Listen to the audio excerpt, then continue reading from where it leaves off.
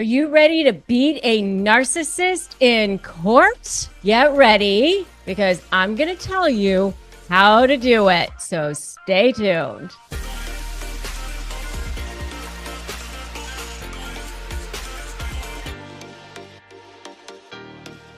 Hey there, I'm Rebecca Zung, and I am an attorney. I'm also a narcissist negotiation expert, and I've been recognized as one of the top attorneys in the country. And I've helped millions of people through this channel and thousands of people in my practice and also through my narcissist negotiation programs. And I want to help you too. So make sure that you subscribe to this channel and hit that notification bell. By the end of this video, I'm going to give you 5 ways to make sure that you beat a narcissist in court. So you're going to want to make sure you stay till the end. You're going to want to make sure that you save this video. You're going to want to make sure you share it out. You're going to want to make sure that you go ahead and watch it over and over again, because I'm going to give you all the ways to make sure that you beat a narcissist in court. Okay. So what you're going to want to do is you're going to remember the acronym, knock 'em dead. All right. So DEADD.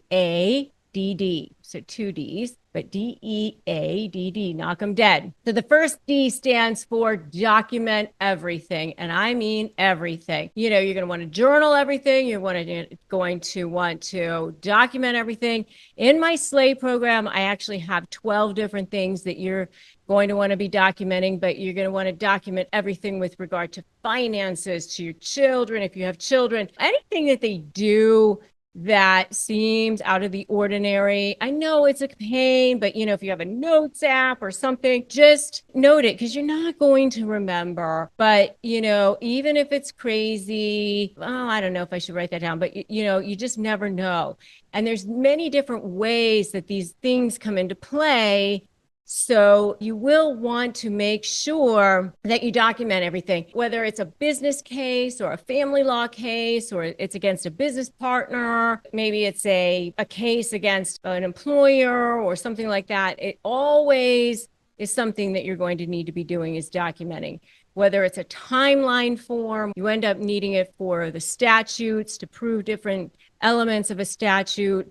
You definitely need documentation. I also have a podcast where I ended up interviewing one of the people who use my Slay for Biz program, Sharon Scott. I highly recommend that you check that out, because she talked about how she used my program and it really helped her a lot. So definitely document everything. The next thing is the E, emotions. Keep them in check. You're definitely going to want to keep your emotions in check. There's so many different reasons that you want to keep your emotions in check. I mean, for one thing is that they want to trigger you constantly. They love to see you squirm, so they get supply from it.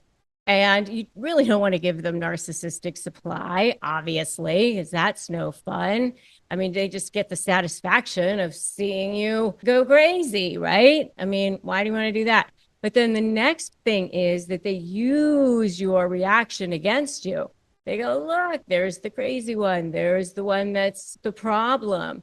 And they will use that against you in a number of ways. They use the emails against you, the texts against you. They may even be videotaping against you. They use the witnesses against you, whatever it is. So definitely keep your emotions in check. They use it for custody, so many different things. So definitely E, keep your emotions in check. And it doesn't help you when you're negotiating either if you're all over the place when it comes to settlements, because then you end up settling for things that you regret 2 months down the road, 3 months down the road. You're like, I didn't want to settle for that. Because a lot of times you're like, oh, I just ended up settling for that because I just wanted it to be done. I just wanted it to be over with. Or maybe you were just feeling pressured. You know, really try to keep your emotions in check.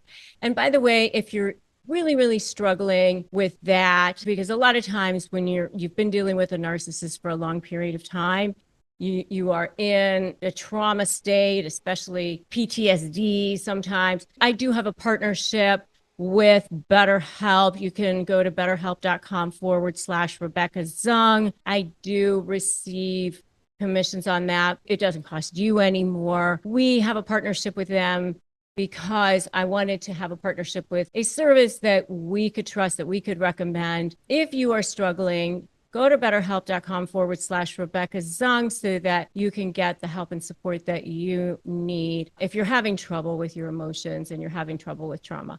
So that's the E. The next one is always wear the white hat. That's the A. Always wear the white hat. And what do I mean by that? I mean by that in that you want to be the one, if you end up in front of the judge, which that's what this is about, you want to be the one where the judge is like, hey, this is the person that obviously is the good one. Let the narcissist be the one who's badly behaving. A lot of times it's so easy to fall into, hey, they're behaving badly. They're doing things wrong. They did it too. I can do it too. What happens though is then you have a situation where the judge is just like seeing like two kids that are fighting. So for those of you who are out there watching who have children and you have more than one, what happens is they just are like, oh, both of you just stop it. You know, they don't see that, oh, well, they started it or they're worse. They just see two people who just are fighting. So you want to be the one who's consistently not being in the mud with the other one. Because if you are the one who's what I call always wearing the white hat, who's not engaging, who didn't respond, who didn't get into it, and the other one is always the one who's constantly the badly behaved one, then it makes it really, really obvious who is the bad one. And it's kind of hand in hand with keeping your emotions in check, but it's even one step much, much further than that. You really, really want to be the one who's just always behaving, always doing the right thing. So just kind of imagine that the judge is sort of walking around with you and watching every single thing that you're doing. Always wear the white hat. That's the A. All right. So the next one is don't go anywhere alone. That's the D, the first D in Knock 'em Dead. And we're going through all the elements of what to do to beat a narcissist in court. So, you know, this is because they're going to say you followed them, you did this, you did that. They lie all the time. So they're constantly going to be saying that you were menacing, that you were threatening, that you did this with the kids, or that you touched somebody inappropriately, or whatever it is that they make up constantly. And then you end up having to defend against these ridiculous claims.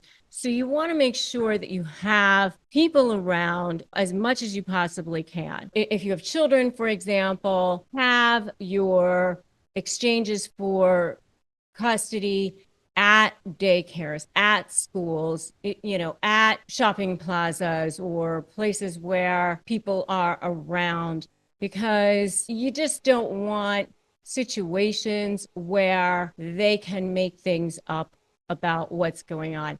And in that same vein, by the way, you're going to want to make sure that even depositions are videotaped if possible. And I have actually a whole video on how to be a narcissist in mediation. I talk about that in there, and you should definitely check out that video as well, because a lot of you who are trying to beat a narcissist in court are also mediating with a narcissist, and you should definitely check out that video as well.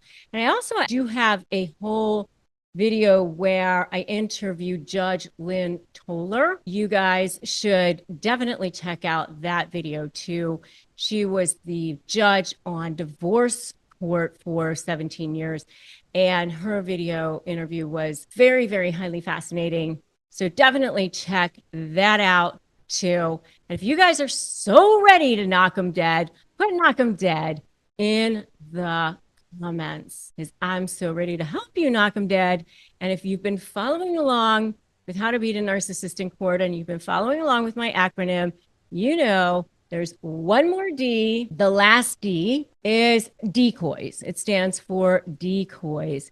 And what I mean by decoys is you really do not want to give them your best offer or give them any of your best evidence or show them any of your cards or show them any of your hands until you're ready to unveil it in court or when you're ready. I mean, a lot of times while you're standing on the courthouse steps or even at lunch during the trial, they want to settle, they're ready to have settlement talks, or even maybe the eve before trial or a couple of days before, they're ready to have some settlement talks at that point or something. And you might be ready at that point as well, but you've got to have your strategy, your leverage, have anticipated, your focus on you, your position, that being on the offensive, my whole slay methodology. At that point, you do not give them your best offer. You do not show your best evidence. You decoy the whole thing until you are so ready to go. Basically, the way I look at it is you're building an invisible fence around them until you turn on the lights and they realize, oh my God, I'm totally pinned in. At that point, they have no choice but to resolve the issue with you or resolve the issues with you. So you're appearing weak, you're feigning ignorance, you know, oh, I don't know, I have no idea. Let them think that they're winning. Let them go all crazy on you. Allow them to go off. A lot of times that's good for you. It's hard, I know, because you don't want them to get away with anything a lot of times during the case.